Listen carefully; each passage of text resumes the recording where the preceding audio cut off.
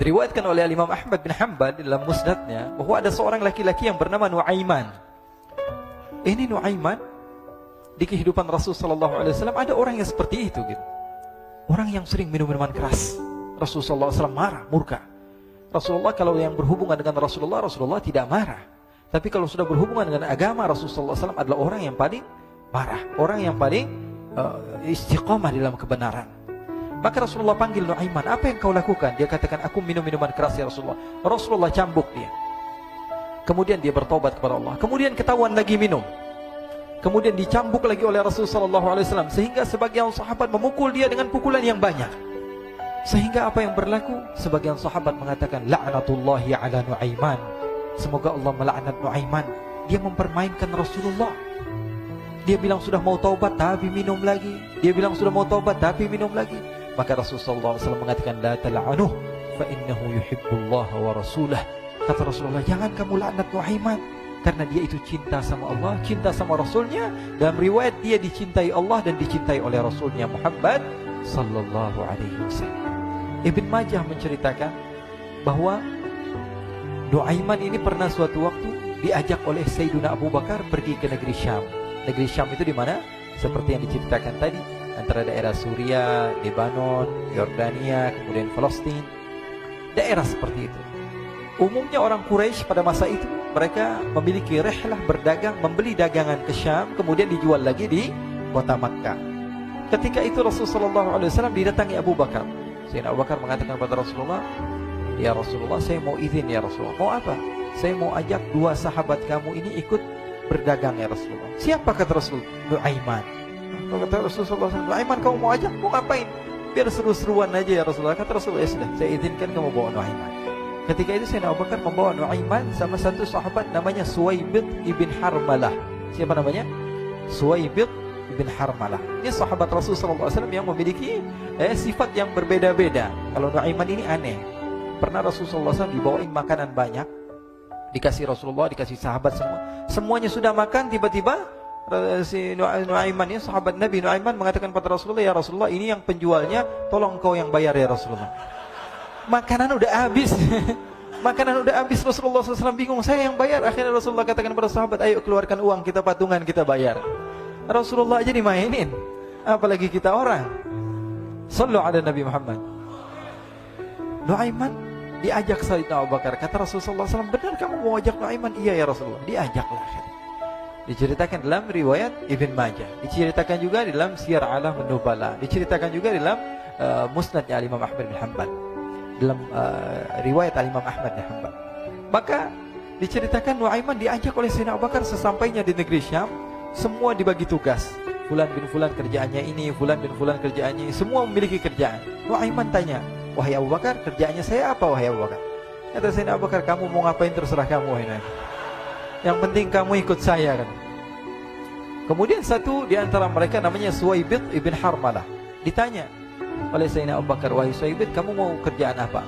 Kata Suwaibid, terserah kamu wahai Abu Bakar. Kata Sayyidina Abu Bakar, kamu menjaga makanan, karena saya tahu kamu ini adalah orang yang senantiasa menjaga amanah. Suwaibid ini kalau disuruh maju dia maju, disuruh mundur dia mundur, disuruh ke kanan dia ke kanan, disuruh ke kiri dia ke kiri. Orang yang ikut aja. Kalau Nuaiman beda, disuruh maju dia ke belakang, kasih sen kanan ke kiri belok. Nuaiman itu orang yang berbeda.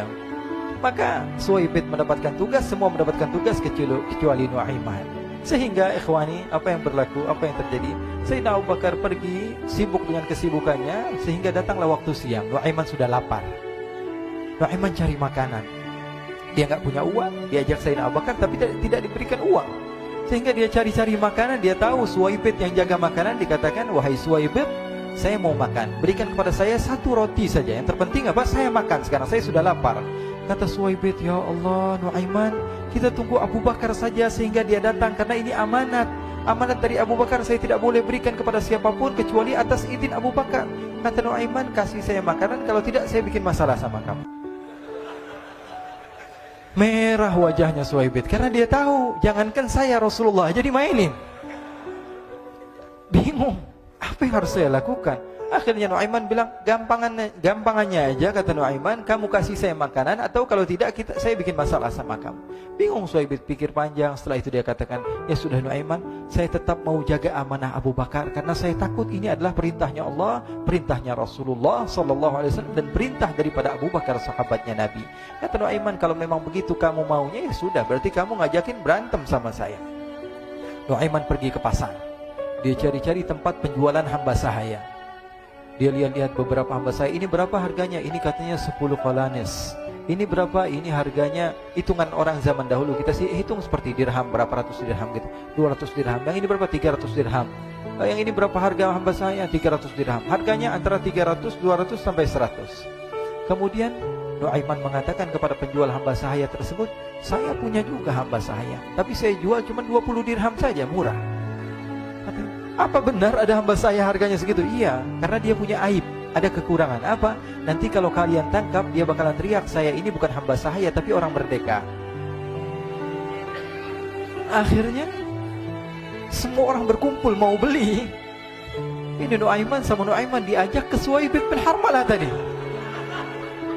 Kata Nuaiman, itu ada orang yang berdiri sedang menjaga makanan, itu hamba sahaya saya, tangkap saja.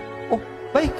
Diberikan uang 20 dirham, dimasukkan oleh Nuaiman ke kantongnya, kemudian Suhaib ditangkap.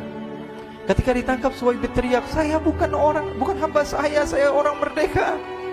Maka orang-orang tersebut mengatakan, saya sudah tahu kekurangan kamu. Ini memang kekurangan kamu, memang kamu, tapi saya tidak perlu dengan bacot kamu, yang penting kerjanya kamu gitu. Ya kan hamba saya untuk apa? Untuk kerja. Mau dia ngomong apa, mau ngomel, terserah, yang penting dia mau kerja. Akhirnya ditangkaplah Suhaib dan dijual di pasar. Nuaiman punya uang banyak ini. Dia beli makanan, dia beli minuman, dia beli hadiah buat Rasulullah. Dia beli macam-macam di negeri Syam ini. Waktu itu adalah superpower, adidaya Romawi. Pada masa itu semua barang mahal, tapi Nuaiman banyak uangnya. Dia belanja ini, belanja itu, sehingga Sayyidina Abu Bakar pun pulang. Ketika Sayyidina Abu Bakar pulang, Sayyidina Abu Bakar cari, mana ini Suhaib? Kita semua sudah lapar. Kata Nuaiman dengan mudahnya dia mengatakan, sudah saya jual wahai Abu Bakar. Maka Sayyidina Abu Bakar bertanya, apa yang kau lakukan wahai Nuaiman? Diceritakan oleh Nuaiman dengan jujur. Nuaiman ini orangnya apa adanya, tapi nyusahin. Saya jual. Akhirnya dibawa oleh Nuaiman, Sayyidina Abu Bakar pergi ke mana? Ke pasar. Lalu dibeli lagi oleh Sayyidina Abu Bakar As-Siddiq, Suhaib yang tadinya orang merdeka menjadi hamba sahaya sebentar, kemudian dibeli lagi oleh Sayyidina Abu Bakar. Pulang ke Madinah, kisah ini diceritakan di hadapan Rasulullah SAW. Maka perawi mengatakan, fadhahikan nabiyyu hatta badat nawajiduhu. Ketika diceritakan kisah Nuaiman tersebut dengan Suhaib, Rasulullah tertawa sejadi-jadinya, sehingga gigi geraham Rasulullah SAW nampak di wajah mata para sahabat. Sehingga perawi lain mengatakan, 1 tahun berlalu Rasulullah, setiap ada tamu yang datang kepada Rasulullah akan ceritakan kisah Nuaiman menjual Suhaib tersebut. Jadi ada ikhwani, jangan kalian kira Rasulullah SAW itu hidup di satu masa sahabat-sahabatnya itu seperti ustadz-ustadz yang khusyuk, yang kayak Habib bin Anis ini banyak. Bahkan ikhwani, mungkin di akhir karena masanya sudah habis, pernah suatu waktu Rasulullah SAW didatangi asyraf, delegasi dari beberapa negara yang ingin mengenal apa itu agama Islam. Sehingga mereka datang ke rumah Rasulullah SAW membawa unta, kendaraan yang ketika itu kendaraan yang paling mahal mereka miliki. Itu untanya yang paling mewah. Diikat di depan rumah Rasulullah SAW. Tamunya pun masuk, duduk bersama Rasulullah SAW. Di depan rumah Rasulullah SAW ada beberapa sahabat. Ada Sayyiduna Hamzah. Kalian tahu Sayyidina Hamzah adalah orang yang pemberani. Ada Sayyiduna Umar. Kalian tahu Sayyidina Umar adalah orang yang pemberani. Ada Sayyiduna Ali bin Abi Thalib. Ada Sayyiduna Sa'ad bin Abi Waqqas. 4 sahabat ini lagi nongkrong gitu depan rumahnya Rasulullah SAW, berjaga sebelum Allah Subhanahu wa taala turunkan ayat wallahu ya'simuka minan nas. Ketika mereka sedang asyik duduk, tiba-tiba Nuaiman datang. Ini Nuaiman kalau datang pasti bikin sesuatu yang aneh. Bahkan dikatakan tidaklah Rasulullah SAW dalam keadaan bersedih, kecuali Nuaiman datang Rasulullah akan tersenyum. Jadi sebagian sahabat itu senang kalau sudah Nuaiman datang, pasti Rasulullah bahagia. Tapi ketika itu Nuaiman datang, ingin duduk bareng-bareng Sayyidina Hamzah. Sayyidina Hamzah katakan kepada Nuaiman, bercanda begitu. Nuaiman, kamu lihat unta orang datang dari luar Arab ini. Lihat, kata Nuaiman, ini besar banget, ini badannya besar gitu. Dagingnya pasti banyak. Iya, ini kalau kita sate enak nih ntar malam. Kata Nuaiman. Kata Sayyidina Hamzah, apakah kamu berani? Kata Nuaiman, saya berani aja asal kalian gak bilang sama Rasulullah. Kata Sayyidina Hamzah, benar wahai Nuaiman, benar kan? Akhirnya Sayyidina Hamzah lupa masalah itu, cuma bercanda-bercanda saja. Sayyidina Hamzah lagi asik sama Sayyidina Umar, Sayyidina Ali. Tiba-tiba apa? Ternyata ketika dia melihat unta tersebut sudah pisah antara kepala sama badannya.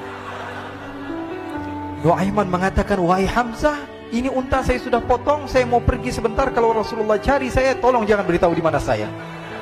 Nanti kalau keadaan sudah aman, mari kita nyate bareng-barengan. Ini ada yang seperti itu di zaman Rasulullah SAW. Maka dia pun berlari dan berlari mencari satu tempat supaya Rasulullah SAW dia selamat daripada Rasulullah SAW. Sehingga Sayyidina Hamzah bingung, ini kalau Rasulullah keluar gimana?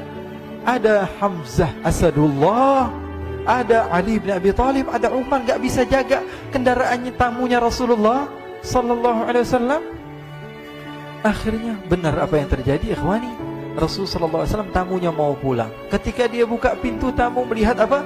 Untanya sudah begitu. Mereka teriak, wa naqatah, unta kami wahai Muhammad. Baru mau kenal Islam, unta kami, kendaraan kami sudah dibuang. Rasulullah SAW lihat Sayyidina Hamzah, lihat Sayyidina Ali. Mereka gak bisa ngomong, mereka hanya bilang apa? Nuaiman ya Rasulullah.